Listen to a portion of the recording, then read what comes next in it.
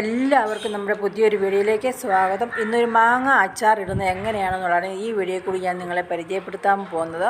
അപ്പം video skip ചെയ്യാതെ എല്ലാവരും കാണുക. ലൈക്കും കമൻറ്റും ഷെയറും, പ്രത്യേകിച്ച് എൻ്റെ ചാനൽ ഇതുവരെ സബ്സ്ക്രൈബ് ചെയ്യാത്തവരുണ്ടെങ്കിൽ ചാനലിൽ ഒന്ന് സബ്സ്ക്രൈബ് ചെയ്തേക്കണേ. അപ്പോൾ നമുക്ക് മാങ്ങ അച്ചാർ ഇടുന്നത് എങ്ങനെയാണെന്നാണ് കാണിക്കാൻ പോകുന്നത്. അപ്പോൾ എല്ലാവർക്കും അറിയാം മാങ്ങ അച്ചാർ ഇടുന്നത് എങ്ങനെയാണ്. അപ്പോൾ നൊയമ്പ് കാലമൊക്കെയാണ്. അപ്പോൾ എല്ലാവർക്കും അച്ചാറുകളൊക്കെയാണ് വേണ്ടത്. ഏത് രീതി വേണമെങ്കിലും എല്ലാവർക്കും അച്ചാറിടാൻ അറിയാം. എങ്കിലും ഞാൻ അച്ചാറിടുന്നൊന്ന് കാണിക്കുവാണ്. അപ്പം വീഡിയോ സ്കിപ്പ് ചെയ്യാതെ എല്ലാവരും ഒന്ന് കാണണേ. അപ്പം പോകാം വീഡിയോയിലേക്ക്.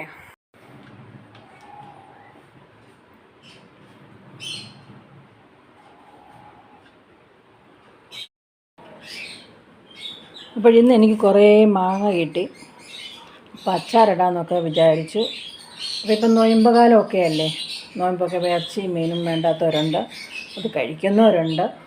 അപ്പോൾ ഇറച്ചിയും മീനും വേണ്ടാത്തവരൊക്കെ പറയും, ഒരു ഗുണവുമില്ല, ഇച്ചിരി അച്ചാറൊക്കെ ഉണ്ടായിരുന്നു തൊട്ട് നക്കുകയും ചെയ്യായിരുന്നു, മീനൊന്നും ഇല്ലാത്തതുകൊണ്ട് ഒരു രുചിയും ഇല്ലെന്നൊക്കെ പറയല്ലേ.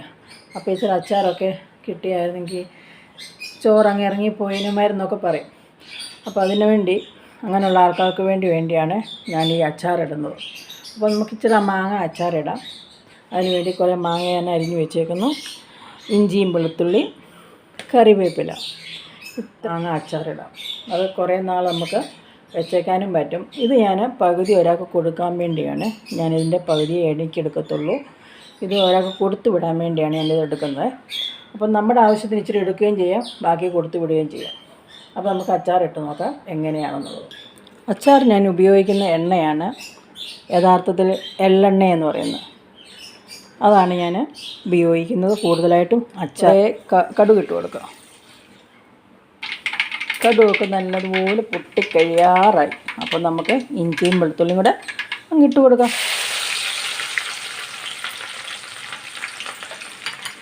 അതിൻ്റെ കൂടെ കുറച്ചേറെ നല്ല ഒന്നതിന് കറിവേപ്പില അങ്ങോട്ട് ഇട്ട് കൊടുക്കാം. അതിൻ്റെ തണ്ടും കളയണ്ട കേട്ടോ, അതും അങ്ങ് ഇട്ട് കൊടുക്കാം. ഇച്ചിരി കറിവേപ്പില ഇട്ടപ്പം എണ്ണയ്ക്കകത്ത് വീണപ്പം പടപടാന്ന് പൊട്ടുന്നുണ്ട്. ദേഹത്തൊക്കെ വീഴും, മുഖത്തൊക്കെ തെറിക്കുന്നുണ്ട്.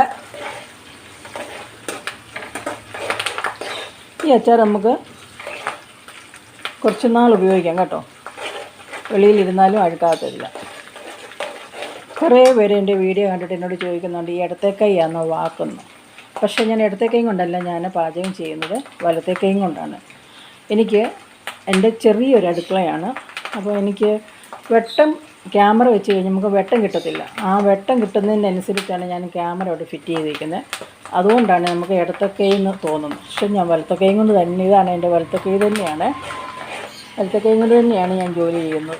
നമ്മുടെ ഉള്ളിയൊക്കെ മൂത്ത് വരുന്നുണ്ട്, ഒരു ബ്രൗൺ കളറായി വരുന്നുണ്ട് കേട്ടോ. ഇനി നമ്മൾ എടുത്ത് വെച്ചിരിക്കുന്ന മുളക് പൊടി നമുക്ക് ഇതിനകത്തോട്ടും മഞ്ഞൾ പൊടിയും ഉണ്ട്, അതുകൊണ്ട് ഇട്ട് കൊടുക്കും. തീ കുറച്ച് വെച്ചിട്ട്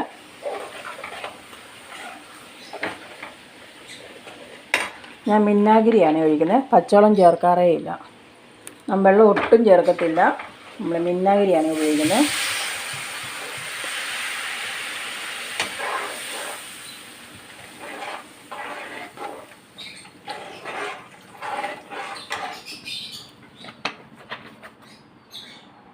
ഈ വെള്ളം ചേർക്കുമ്പോഴാണ് നമുക്ക് നമ്മുടെ അച്ചാറിട്ടതൊക്കെ കേടായി പോകുന്നത്. അപ്പം വിനാഗിരിക്കകത്തും നല്ലെണ്ണയ്ക്കകത്തും മാത്രം ഇത് ഉപയോഗിച്ചാൽ മതി, കുറേ നാൾ ഈട് നിൽക്കുകയും ചെയ്യും. നമുക്ക് ആവശ്യത്തിനുള്ള ഉപ്പ് പൊടി ഇട്ട് കൊടുക്കുക, ഉലുവാപ്പൊടി, കായപ്പൊടി,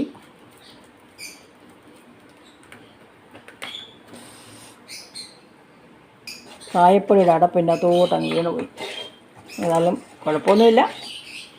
നമ്മുടെ അരപ്പ് നല്ലതായിട്ട് തിളച്ചു. നമുക്ക് മാങ്ങ ഇട്ട് കൊടുക്കാം.